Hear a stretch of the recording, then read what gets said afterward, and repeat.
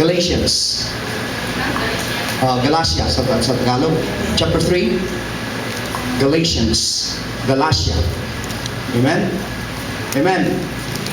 Praise God. Pagkatapos po ng pangalawang Korinto, after 2 Corinthians. Okay, are you there? Amen. Gusto ko nagdudong kayo lahat para mapapalundag kayo rito. Amen? Galatians 3, verse 14. Let's start at 13. Christ has redeemed us from the curse of the law. Tayo po ay tinubos ng Panginoon sa sumpa ng kasalanan. Having become a curse for us. Siya na ang naging sumpa. Amen? Amen. I want you to underline verse 14. Sino po rito yung mga nangangailangan? Sino rito yung nag-expect na malaking pagpapala? Sino dito yung nagsasabi, Lord, I thank you for your blessing. Amen. Ano mo ba, mayroon kang dahilan para ikaw ay masaya? Mayroon kang dahilan para ikaw ay magtatalon at masigla? Watch verse 14. That the blessing of Abraham might come upon the Gentiles. Yung blessing ni Abraham ay dumating sa iyo, dumating sa akin, dumating sa atin lahat. Ito'y sigurado to. Kaya ka tinawag ng Panginoon at pinili ka niya kasi gusto yung pagpapala ni Abraham mapunta sa iyo. Amen. Palakpakan natin ng Diyos na buhay. Ano ba yung pagpapala ni Abraham? Sabi ng Panginoon, gagawin kitang pagpapala sa lahat ng nasyon. Hindi niya nakuha yun. Sabi niya, gagawin kitang pagpapala sa lahat ng nasyon. Makinig po kayo. Ang gusto ng Panginoon, yung blessing ni Abraham, nagiging blessing tayo sa iba. Amen. Baka tayo yung tagahingi ng blessing sa iba. Tayo'y maging blessing sa iba. Paano ka magiging blessing sa iba? Ibig sabihin, pinagpala ka in the first place. You cannot be a blessing to somebody unless you are blessed. Amen. Sabi mo sa katabi mo, are you blessed? Amen. Parang ako, tatawagin kitang kakain. Halika, kain tayo. Sino nagtawag? Di ba ako? So you expect ako magbabayad doon. Hindi pagkakain, sige na, sister, bayaran mo.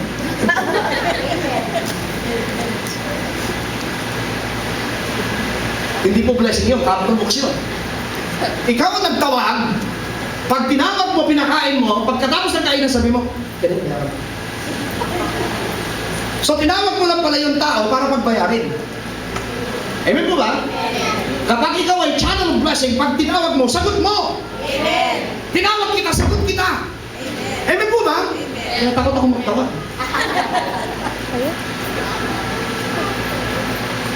Sabi mo sa tabi mo, tawag mo, sagot mo.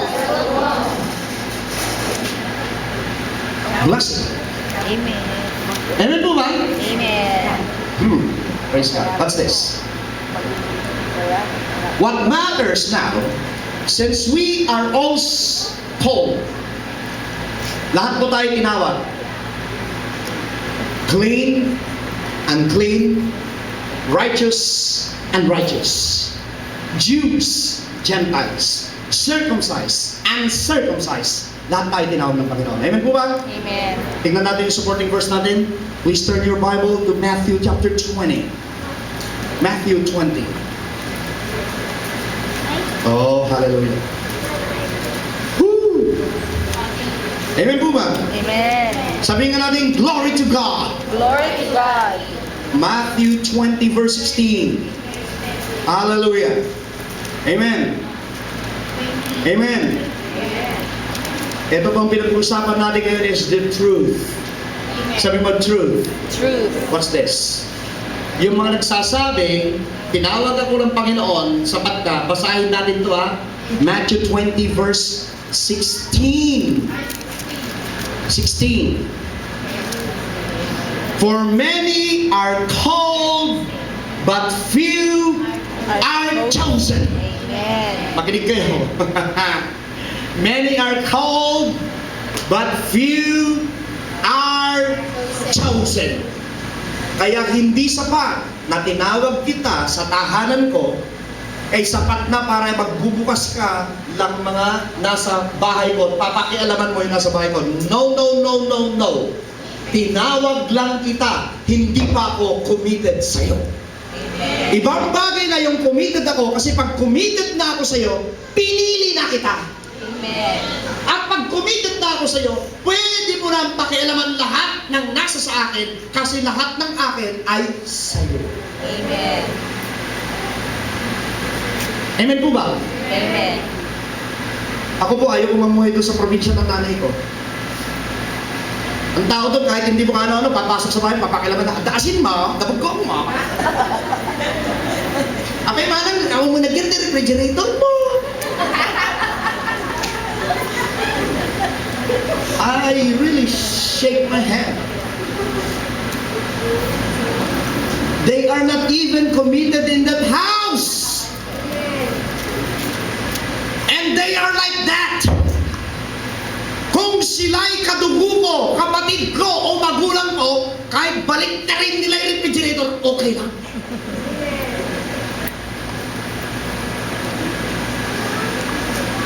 I don't like to live in that place. Palalo, mga tao. Lahat ng pag-aari mo, pag-aari din nila.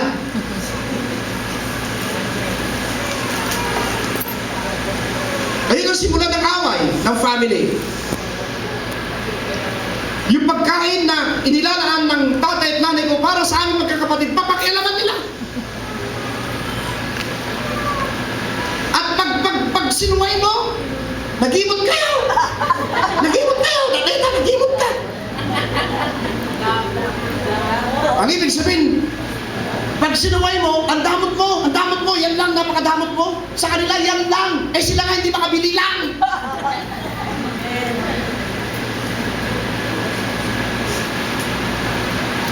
Iba po yung chosen at iba yung called.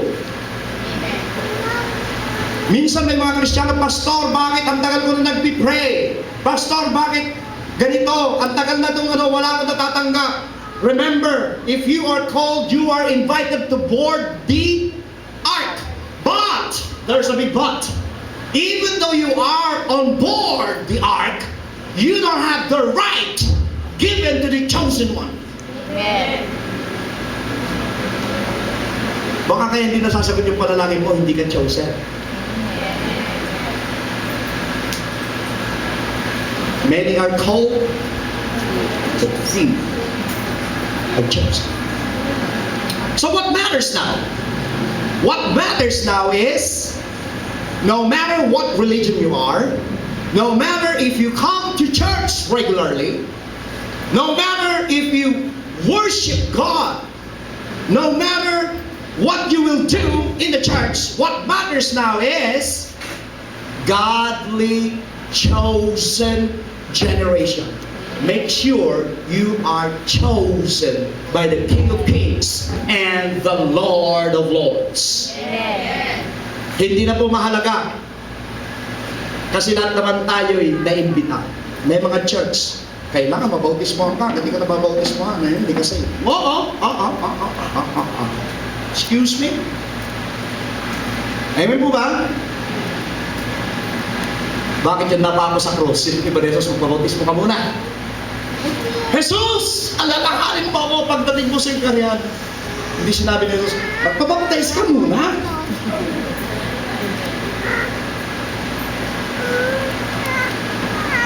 Hello? Yung babaeng nahuling nangangalon niya. Ano sabi ng Panginoon? Nung wala na yung mga accuser niya, sinabi mo na Jesus, magpabaptize ka, tsaka tayo mag-usap. Hindi, ang sabi ni Jesus, humayo ka, huwag ka nang magkasala muli. Bago sinabi ni Jesus yun, neither I, kahit ako, hindi kita hahatulan o ikukundina. Bagkos, humayo ka, huwag ka nang magkasala muli. Jesus assured her of being chosen. Sabi ng Panginoon, pinili na kita. Amen. Sabi mo sa katabi mo, pinili ka na ng Diyos. Ito, bibigyan ko kayo ng sample ng called. Sabi mo nga called. Call. Sa Tagalog, tinawag. Tinawag. Gusto niyo ba ng sample ng tinawag? Amen. Para makita ninyo? Ito. Punta kayo sa Matthew 10. Para huwag natin sasabihin, tinawag ako ng Diyos. Sapat na yon. Tingnan natin, Matthew 10. Tingnan niyo to ha. Matthew chapter 10. Pag sabi lang kayo na malakas na amen, kung naroon na kayo. Amen. Pwede ba tayong hanggang alauna? Amen. Amen. Huwag kayo maglala kung di ko matapos ito puputulin ko. Amen po ba? Amen. Amen? Maaga pa naman eh. Alas 11 lang sa rito ko eh. Ewan ko sa inyo. Amen? Sino yung mga gutom dito? Sino yung mga gutom sa salita ng Panginoon? Taas ang kamay. Amen. Hallelujah. What's this? Matthew 10. Naroon ba kayo? Matthew 10? Amen. And when he had called his 12, sabi mo nga 12. Ano na kaya? Tinawag niya yung 12? O tumingin kayo rito. Yung 12 disciples, tinawag ba? Yes! Amen! Amen. Tayo ba'y tinawag? Yes! Pero what's this? Okay? He gave them power over unclean spirit to cast them out and to heal all kinds of sickness and all kinds of disease. Amen po ba? Amen. Naroon na po kayo? Amen. Okay. Lumipat tayo sa verse 4. Kasi binanggit lamang po yung mga pangalan ng mga disciples niya. Amen? Amen? Amen. Nakalagay dito sa verse 4. Hallelujah. Amen. And he had chosen, basahin na lang diretso, Simon, who called Peter, Andrew, his brother, James, the son of Zebedee, John, his brother, John, the brother of Jesus. Amen po ba? Philip and Bartholomew, Thomas and Matthew, the tax collector, James, the son of Alphaeus, and Lebbaeus, whose surname was Thaddeus, Simon the Canaanite, and Judas Iscariot, who also betrayed him. Watch this. Ano revelation nito? Yung 12 tinawag, di ba? Hello? Yung 12 tinawag, di ba? Alam nyo ba, yung dalawa nanganib pa, yung isa nalaglag si Judas, tinawag siya, pero pinagkalulunan ng Diyos. Kaya hindi sapat na sasabihin mo, tinawag ako ng Panginoon. No. You must be chosen by God. Peter almost slept out. Muntik nang malaglag si Peter. Kasi pinagkanulo niya ang Panginoon, na-restore lamang si Peter. Doon sa tinawag na yun, 10 lamang yung sigurado na nakapasok. Pero lahat sila'y tinawag. Kaya sapat ba na sabihin mo, tinawag ako ng Diyos? I don't think so. Amen po ba? Amen. Hindi kasapatan na sabihin mo, I'm being called by God. I serve God because I was called by God. Tinutusan ka lang na bumili ng mantika. Amen po ba? Bago natin sabihin, I was called by God, ipakita natin that there is an indication that we are chosen by God. To be chosen is different from being called. Amen po ba? Amen. Kagaya halimbawa, altar call. Tumawag ang pastor ng altar call. Yung mga lumapit sa altar, hindi naman lahat ng lumapit sa altar ay totoo yung paglapit nila. May mga lumapit lang kasi nag-uuzi lang. Alam mo yung uzi? Amen. Amen po ba? Amen. Lalo na kapag nagtutumbahan. Tinitignan niya kung sino matutumba at bakit natutumba. Ay, alam ko na. Kagaya kay Batikos kay Benihin. Kaya pala natutumba yung mga tao, pinipisil niya rito. Siyempre, may hihilo yung tao. Ano? It's the movement of the Holy Spirit. Kahit pisilin ka siguro dito, hindi ka mahihimatay. Amen po ba? That's the work of the Holy Spirit. Kasi po, may mga taong taga-Batikos.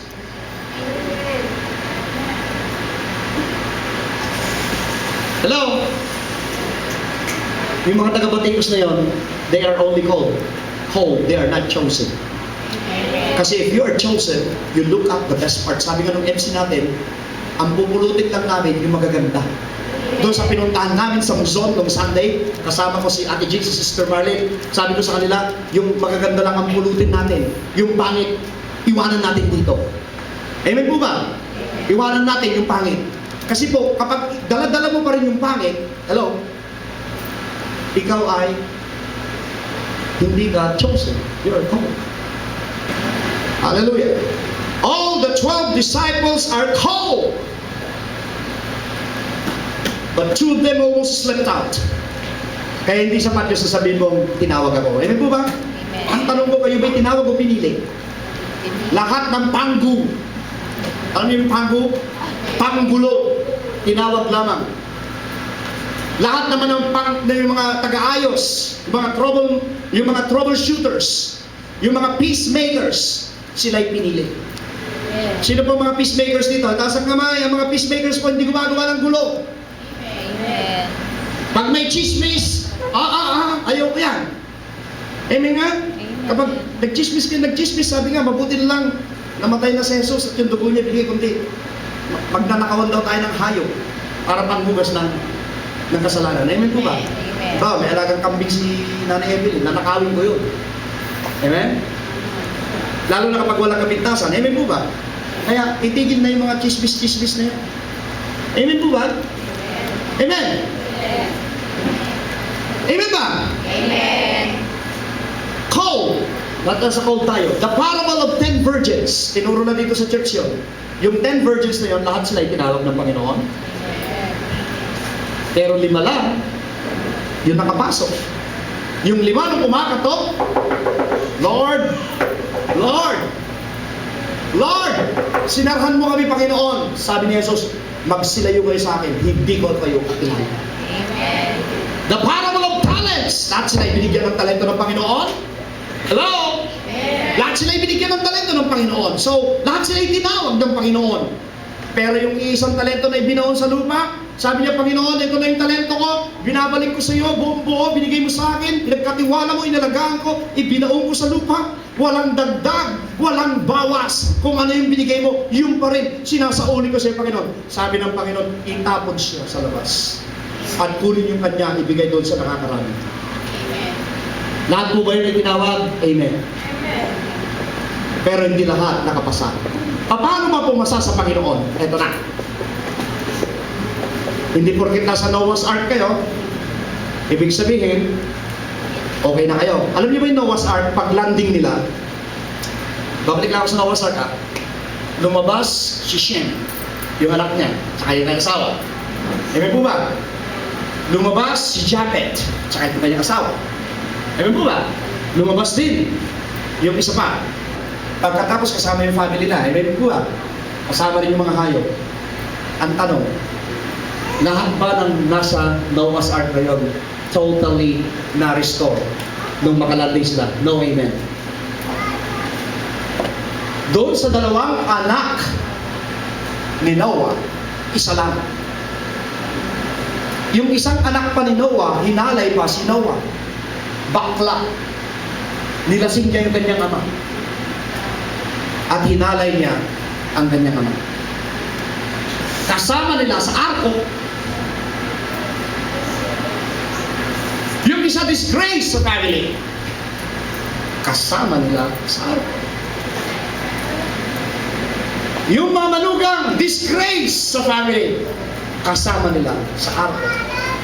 Kaya hindi sapat na sasabihin mo, I am aboard Noah's Ark. I am at Faith Fellowship International Ministry. I am a born-again Christian. Hindi sapat. There must be mark that you are not only called, but you are chosen. Amen. Palakpakan po natin ang Panginoon. Amen? Amen. Ano bang mga overcomer? Ito po yung overcomer. Go to Revelation, pahayag. Revelation chapter 17, verse 14. Revelation chapter 14. Chapter 17, I mean. Chapter 17, verse 14. Revelation 17, verse 14. Pahayag 17, verse 14. I want you to underline this one. These are the overcomers. Sabi mo sa katabi mo, I am overcomer. Come on, bukas natin ibibigyan, sabi natin, I am overcomer. Tignan mo siya sa mata, sabi mo, you are overcomer. Ito po ang overcomer, ha? Revelation chapter 14, chapter 17, verse 14. They will make war with the Lamb, and the Lamb will overcome them. For He is the Lord of lords and the King of kings. And those who are with Him, yung mga nasa Panginoon natin, they are called, chosen, and faithful. At lubang bagay ito. Ito pang pamantasan ng Diyos. This is the selection of God. You are not only called, kailangan you are chosen. And number 3, you must be faithful to the calling of God. Amen po ba? Tatlo po yun. Para maging overcomer kayo. Para masagot lahat ng panalangin ninyo. Para mapagaling kayo ng Panginoon. Para pagpapalay dumating sa inyong buhay. Tatlo, Panginoon, una kayo'y tinawag, pangalawa, natitiyak nyo kayo pinili, pangatlo, dapat matapat kayo sa Diyos. Amen. Sa tithes and offering, kung natin nakikita katapatan ng tao, pagdating sa tithes and offering, sabi nga ng pastor natin, pag tithes and offering, ang dami daw umiihi. Amen po ba? Nasaan yung katapatan natin? Pag may gawain ng Panginoon, kaya naman natin, hindi tayo nagpupunta. Nasaan yung katapatan natin? Nasaan yung katapatan natin? Kaya naman natin, malakas pa tayo sa kalabaw. Kaya naman natin magpunta. Pero hindi tayo nagpupunta. Nasaan yung katapatan natin? Alam natin na kailangan ng talento natin dito sa church because this church cannot be run by pastor himself. This is not my church. It doesn't belong to me. This church belongs to the living God. Amen. Hindi ko church ito. I cannot do it by myself. Ngayon kung may mga conviction kayo sa puso ninyo, salamat sa Panginoon. Kung wala kayong conviction, salamat pa rin sa Diyos.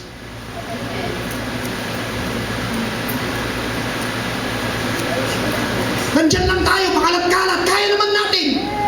Ano gusto natin palabasin? We don't really love God. Oo, fasten your seatbelts. Uulan na ng bareta. Hindi talaga natin mahal ang Panginoon. Baloney. Nasasabi natin, I love you Lord. Nandiyan ka, pakalat-kalat ka, hindi ka makapunta sa gawain ng Diyos.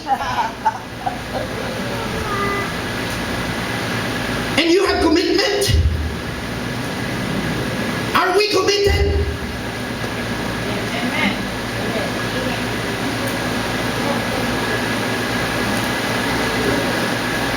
To be an overcomer, you must be called. You must be chosen. And you must be faithful.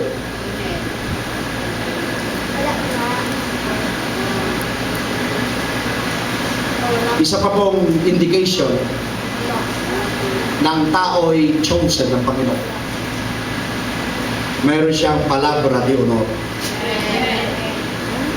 Pag palabra de honor, hindi siya chosen ni Lord. Pag chosen mo kayo, meron kayong palabra de honor. You need to back up your word. Amen po ba? Natahimik ang buong church, parang dadalawa ng congregation. Amen. Can we say praise the Lord?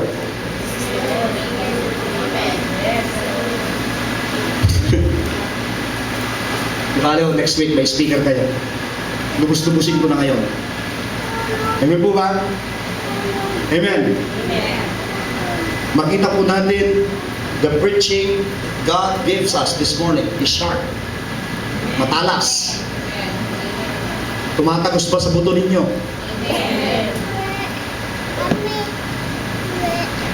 It's not enough na sasabihin mo, I am part of Noah's Ark.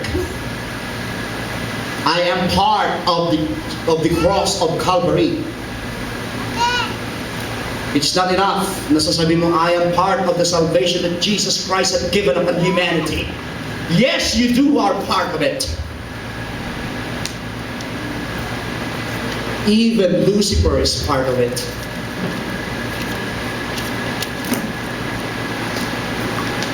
Hindi nyo ba si Lucifer ay galing langit? Ha? Sa mga nagbabasa ng salita ng Diyos, hindi nyo alam si Lucy galing sa langit. Worship leader yun sa langit. Magaling mag-preach si Lucy. Magaling mag-exhort si Lucy. Pero because of rebellious spirit, God has cast him down. Judas is part of the ministry of Jesus Christ. But he was also cast out. Hello?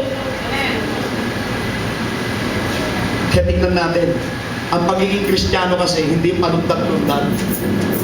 Hindi yung pa-praise the Lord. Pagkatapos uuwi tayo, ganun din. Ang Kristiyano po ay patapatan.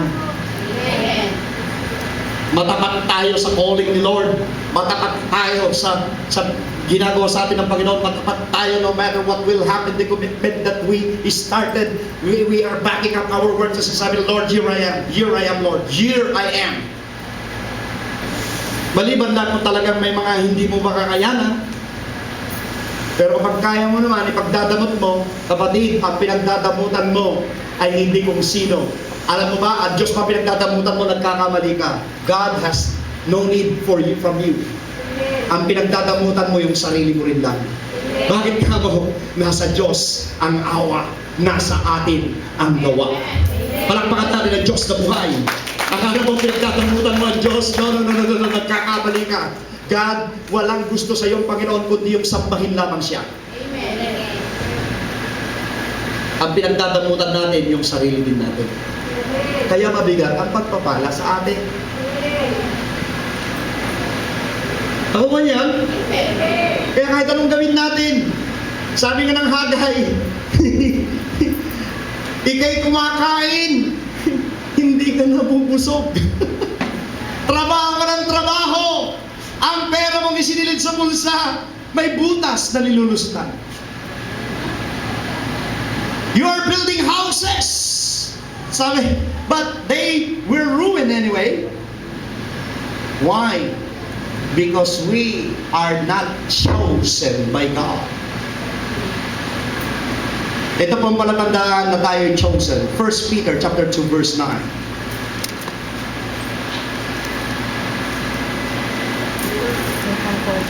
Amen. Natahimik yata kayo. Parang wala ako sa faith fellowship. Kapangan natin yung Panginoon. Pag may malaglag na barya, maririnig mo ngayon eh. Amen. Napakatay ka. Come on, give God the glory. Give God the glory. Ganun po ang tao pag nasasaktan. Ayaw umalak pa. Amen. Amen. Nasasaktan ba kayo? The truth will set you free. Amen po ba? Ito po yung chosen generation.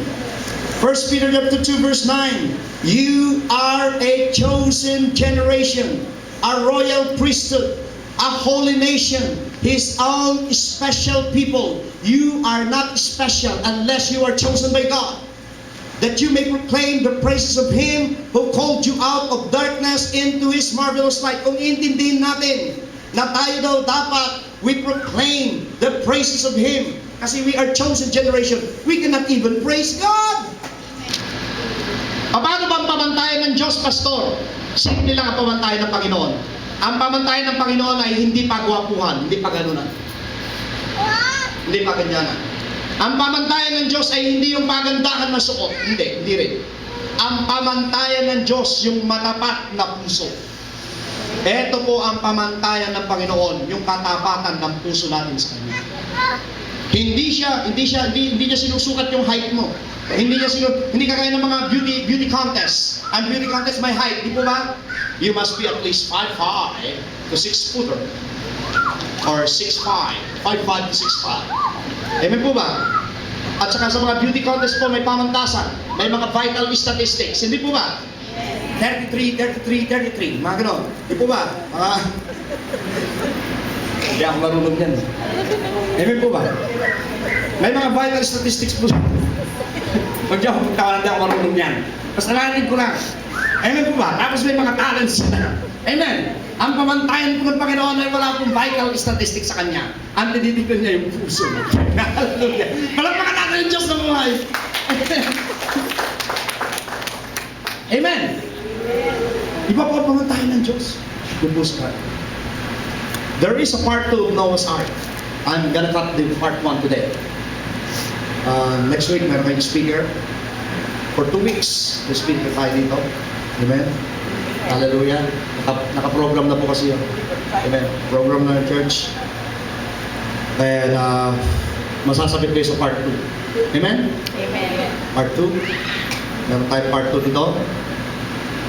So, mga kapatid, this morning, I'm telling you, we must not only be to the chosen, to the called side, but we must be with the chosen side. Lahat tayo gusto tayo mapili. Amen? Amen. Nakijoin na ba kayo ng contest? Amen. Na kapag kasama kayo sa contest, gusto nyo kahit paano mapili kayo? Amen. Amen po ba? Amen. Kahit paano mabunot ang pangalan ninyo? Di ba? Lahat po tayo gusto nating piliin tayo ng Diyos kasi po magpinili tayo ng Panginoon, malapit na malapit tayo sa kusina. Amen. Hindi mo na kailangan humingi. Bakit po? Meron ako elaborate sa inyo. Bakit sinasabing ang mga Kristiyano hindi dapat humingi sa Diyos? Kasi po, hindi ka na dapat humingi kasi kasama ka na sa sambayanan ng Panginoon. Makakapagbukas ka na sa refrigerator niya anytime. You can withdraw the blessings anytime. Look at the prodigal son. Nung lumayas siya, Daddy, I want my part. Ang sabi ng ama, sige, yan ang part mo. Kapag po tayo kasama within the hedge of protection ng Panginoon, 24 hours a day, 72 hours. Amen po ba? Sa loob naman ng 3 days, amen po ba? 24 hours a day, 7 days a week, 365 days a year. Yung pong access natin sa Panginoon, makukuha natin kung ano yung gusto natin. Pag kasama ka sa loob. Pero pag lumabas ka na, amen po ba? Hello? Akala nyo ba makakatakbo kayo sa Panginoon, no? Minsan nga po yung mga preacher na nag-preach, natatawa pa ako sa kanila. Sabi nila kay Jonah, si Jonah, tumatakbo siya sa Panginoon. Hindi siya tumatakbo sa Panginoon. Si Jonah po hindi tumatakbo sa Panginoon. At kailanman, hindi ka makakatakbo sa Diyos. Amen. Sabi ng Panginoon, Heaven is my throne and earth is my... Saan ka makakatakbo? Amen. Si Jonah po siya, hindi tumatakbo sa Panginoon. Si Jonah tumatawag sa commission ni Lord, ay tumatakbo siya sa commission ng Panginoon. Tumatakbo siya sa pinag-uutos ng Diyos. Pero never na tumatakbo siya sa Diyos kasi hindi siya makakatakbo sa Diyos. Kaya wag niyo sasabihin yung mga anak niyo, Pastor, yung anak ko tumatakbo sa Diyos. Tumatakbo siya. Ipag-pray mo, Pastor. Ipag-pray mo, kahit mapilayan siya. Kahit ano na mangyari, basta magbalik loob siya sa Panginoon. Pastor, ipag-pray mo, kahit maputol yung paa niya, kahit maputol yung kamay niya, basta bumupa siya, wag lang siya tatakbo papalayo sa Diyos. Hindi siya tumatakbo sa Diyos. Tumatakbo siya sa salita ng Diyos. Amen.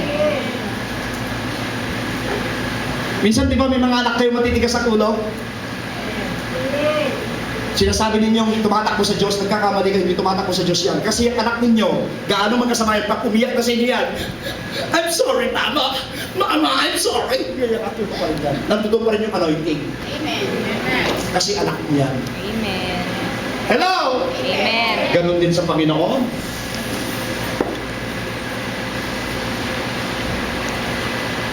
Kaya wala pong makakatakbo sa Diyos. Tumatakbo tayo sa pinag-uutos. Amen. So, magang ito, let's all stand up.